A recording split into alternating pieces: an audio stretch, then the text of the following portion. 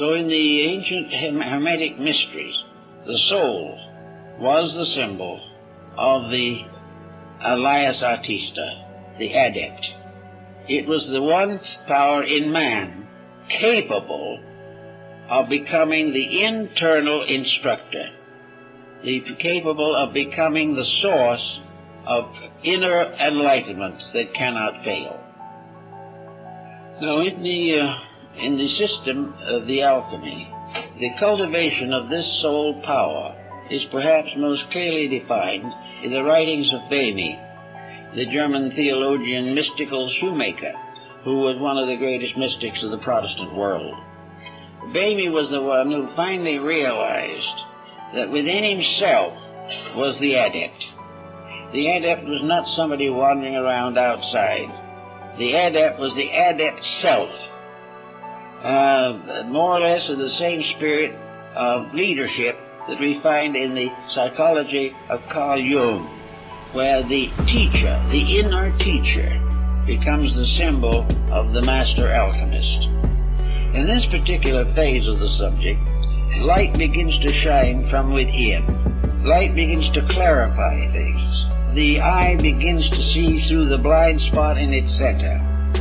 The world becomes more and more translucent. The elements become more and more understandable.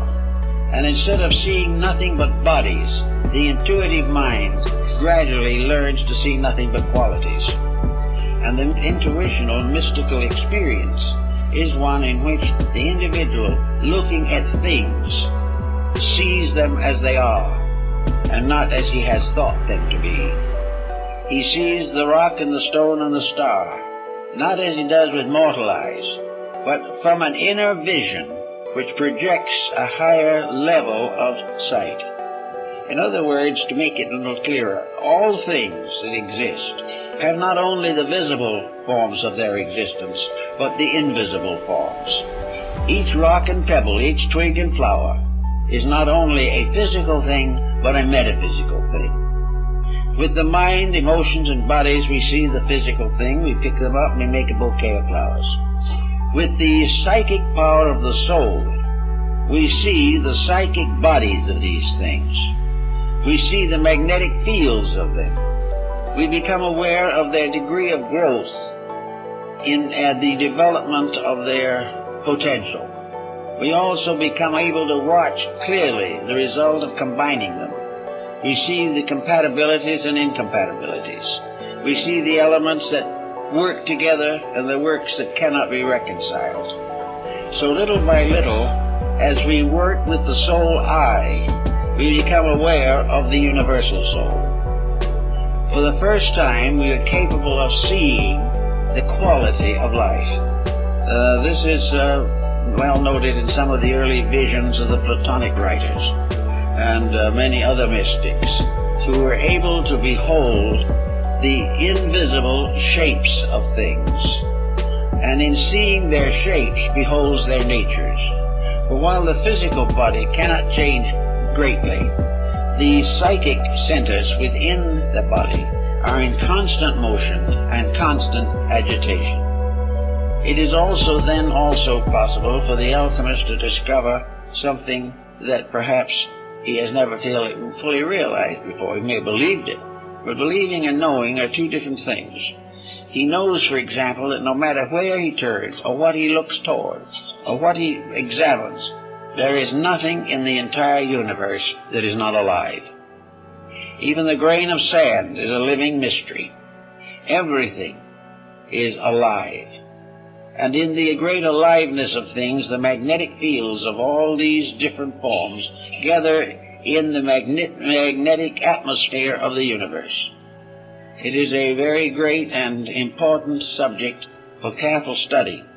But in any event, with the beginning of this dimension of value, the alchemist begins to discover how to accomplish the mutations which are necessary to his art. He knows the principle of sublimation. He knows the cycles of recapitulation that have to be used, because gradually he sees that alchemy is only a symbolic representation of the entire process of universal activity. Everything is part of the same great pattern, and this pattern unfolds as we become capable of understanding it. The pattern is never more nor less, but our relation to it is forever changing as a result of personal growth. A disillusionment or a frustration, these leave scars in this great pattern, but in the course of things we go on in any event to that which is necessary to us. As a result of the development of this soul cycle factor, we are reminded of Nicolas Flamel, a Schreiner in France, who became an alchemical adept. He and his wife Pernella both worked together and finally accomplished the projection. Then what did the good man do? Flamel simply took all that he had made, with all of his arts and all of his struggles, and dedicated it to the building of churches and the service of the poor. And in the Yard of the Innocents in Paris, his Church of the Innocents stood for centuries, but was finally destroyed during the Revolution. When I was in Paris last time, I tried to find where the church had been. I finally found the Square of the Innocents, now a little park, but no building. And in the yard of the Musée Clément in Paris are stones from the ancient church.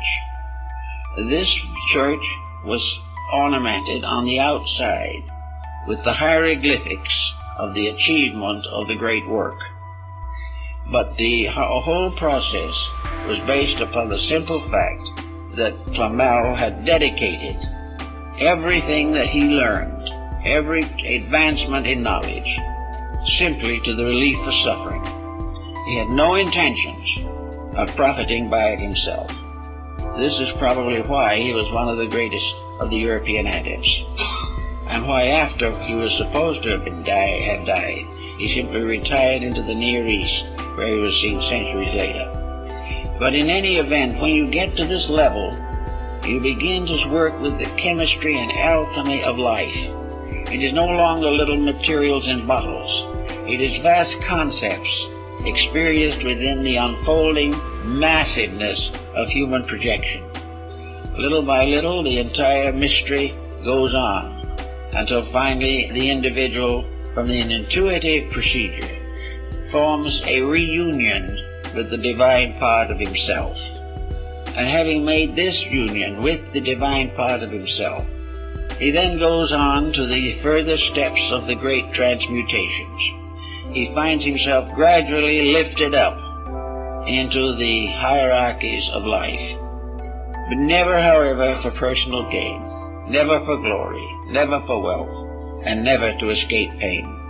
These things are processes of growth, and the pains and sufferings that we have are the impairments which by our own policies we know no better. It is not a fault, it is one of those things that nature has presented to us for contemplation, and which we must face whether it is happy or not. But in going on and on, we gradually find the heart of alchemy in the great universal plan of things. We find that the planet itself is in a state of constant alchemical transformation. We know that the solar system is moving from one level of evolution to another. We know that the whole cosmos is coming in more and more into perfect harmony with its own rules. These different forms of life, therefore, we find, have a tendency, as time goes on, to be absorbed into higher forms of life. It isn't that sometime that our planet will simply disappear or go forever and we will cease because of it. It simply means that evolution is a growing. And when we outgrow the experiences that we are facing in the 20th century, we will no longer be subject to the confusion and sorrow of these experiences. We have to solve problems. And the alchemist's problem was to solve the mystery of himself. He had to find ways to outgrow his own limitations. And various systems have advanced for that. Religion has attempted exactly the same thing. Philosophy has attempted it. Science will someday attempt it. because science will have instruments by means of which many of the great mysteries of antiquity can be solved. But regardless of the motive behind it or the methods used, the whole answer is the gradual transformation, called transmutation, multiplication, and finally projection of the great work. This is a sort of a marvelous wonder world of forces and values which work together in the music of the spheres, as was Pythagoras called it. A universe of infinite integrity, infinite beauty, and infinite wonder. A universe which exists within ourselves as a potential of all of these things. For there is nothing in the universe that is necessary to man that he does not possess. And it is perfectly possible to conceive the ultimate unity of man and the universe, not by him ceasing to be himself, but by outgrowing what he has come to consider himself, which is another pretty little problem that we all have to face. We all think of ourselves as we are. We think of ourselves looking in the mirror and seeing exactly what we are. We look in and we see a face that is fairly reasonable. That's pretty good. If it's too unreasonable, we try to do something about it. We look around us, we see our clothing, we see our friends, we see our associates, and we see ourselves as a kind of creature, just as we are. And with the mental and emotional levels of vision, we see the inside the way we think it is. For the outside, we have to depend on X-ray. But on the other phases of it, we look inside, and we see ourselves as a more or less complicated mass of conflicts and contradictions. We realize that we're nothing to brag about if we want to be really honest about it. But we always can think of something to brag about. And all these infirmities, weaknesses, limitations we take for granted. The individual is what he is. He's going to be here a little while, then he's going to leave. Where he's going, most people aren't very sure. But in any event, we take this selfness as it is to be ourselves. This selfness is the thing we've given the name John Doe to. And whenever someone says John Doe, we stand up. We recognize ourselves by these forms utterly and completely. We recognize ourselves as a separate entity somewhere in the world of creatures. And it never occurs to the average person that there is any real reason why he should be anything else except what he appears to be. There's no reason why he should give up all his pleasures for something he doesn't understand. There's no reason to assume that he could ever be any more than he is. Science is very doubtful about that. Thinks he might, in the course of millions of years, become an animated computer, but there's no proof of that. We just don't know, but we assume that as we are is it. So it's from that standpoint, we are locked in the lowest level of achievement. But the only other answer seems to be to try to make as it is as comfortable as possible. We don't want to suffer more than we have to. We do not want to do anything that is going to inconvenience us. We want to go along as well as we can until we leave. Well, this, of course, is a lack of aspiration, and there has to be some aspiration or nothing works. Therefore, it becomes very necessary for the individual to sense that there is something more that he can become, or he will stay the way he is. No amount of education can get him out of it, because education can only help the mind, but the mind cannot get at the fact. So out of growth, out of friendship, kindness, experience particularly, we have to gradually release the soul power, the over-self of Emerson. We have to release this inner superiority and give the best of ourselves immediately the rulership over the rest of ourselves. Plato said that in the philosophic empire, the wisest lead, and those not so wise are still wise enough to follow honorably. To the individual, the best part of himself must be the leader of the rest. For the moment he rests leadership upon any contaminated level of his own consciousness, he is in trouble. So he tries to go along the best he knows. But the alchemist was a kind of being apart, a natural mystic. And there have been many mystics that were not alchemists, but were also on the same general level. There is a part of society, it's a small part, unfortunately, that has discovered within itself the need for growth, the need to become more, that there are certain nagging questions that we need to answer in order to live well now. And we also have to know more about more before we can get along with the little that we do know. Gradually, we have to increase in all these values in order to make life in this world suitable to us. We have to try and find the answers to war and corruption. We realize that as we are now, even though we may never be in a war ourselves, we are in a war with and conflict with our neighbors and our families and within the biological structure of our own bodies. Therefore, something has to be done to arbitrate these things. So the way of arbitration is a slow process of discipline, by means of which we ascend through the three personality factors of our lives and come into harmony with the fourth level, which in the ancient astronomy was the level of the sun, the fourth orbit. Then we have to take the body and the psychic, or the soul, and wed them in what the alchemists call the marriage of the sun and moon. All of these things are interesting experiences and philosophical thoughts, but out of them come certain simple things. Alchemy is nothing more or less than a dedicated effort to find out where we came from, why we're here, and where we're going. It is also a science by which all sciences built in selfishness can be rededicated to the common good of humanity. It is a way of applying all that we know to all of the problems that we must solve. Gradually, step by step, we become more knowing, more useful, and more helpful. And we become better citizens here, and whether we realize it or not, we're better citizens of eternity.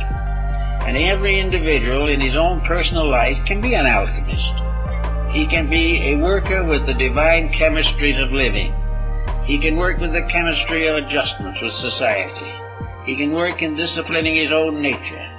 He can develop integrities and kindliness and gradually transmute his life from a self-centered effort to succeed into a soul-centered effort to serve the great cause of life. As these changes take place within himself, he will find that he is gradually being transmuted.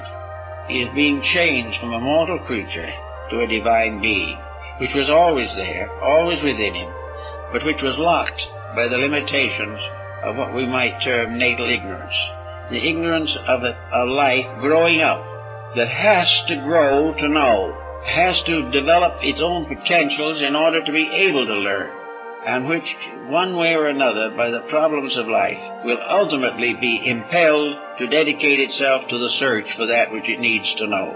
If we put all these things together and work them out, we will be, I think, good alchemists, good mystics, good Christians, and good followers of the great ethical principles of the world. I'll thank you very much.